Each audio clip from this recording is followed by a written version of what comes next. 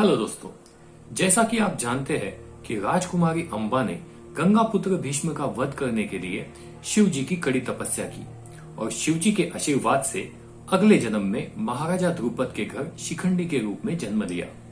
जैसा कि शिव जी ने आश्वासन दिया था, शिखंडी को अपने पूर्व जन्म की सारी बातें याद थी और उसके जीवन का एक ही लक्ष्य था, गंगा पुत्र भीष्म का वध।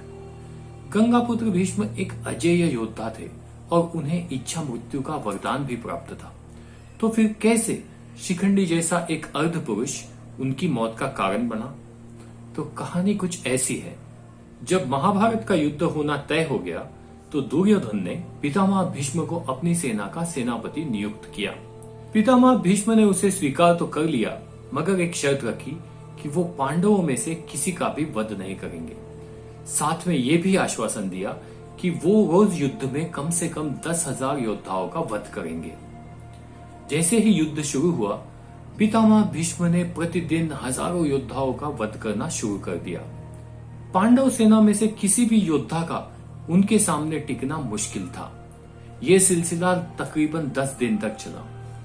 पांडवों को यह पता चल गया कि जब तक पितामह भीष्म युद्ध भूमि में मौजूद है, उनकी जीत होना असंभव है।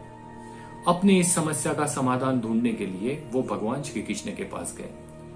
तो भगवान श्री कृष्ण ने उनसे कहा कि क्यों ना हम पितामह भीष्म से ही पूछे कि उनको पराजित कैसे किया जा सकता है। और श्री कृष्ण के साथ सारे पांडव पितामह भीष्म के शिविर में चले गए और उनसे पूछा कि उन्हें पराजित कैसे किया जाए।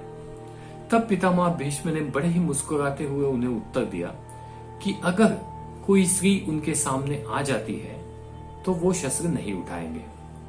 सारे पांडव सोच में पड़ गए कि युद्ध भूमि के बीच में एक स्त्री का आना कैसे संभव है। उनकी इस दुविधा को देखकर पितामह भीष्म ने उन्हें शिखंडी के बारे में बताया, जो कि आधी स्त्री और आधा पुरुष है। और उन्होंने ये भी कहा कि शिखंडी के अंदर वो अंबा को साफ साफ देख सकते हैं। अगले दिन अर्जुन और शिखंडी एक ही रथ पर सवार होकर युद्ध भूमि में आए। जब उनका सामना पितामह भीष्म से हुआ तो भीष्म ने तो हमला नहीं किया, मगर अर्जुन अपने बाण चलाते रहे।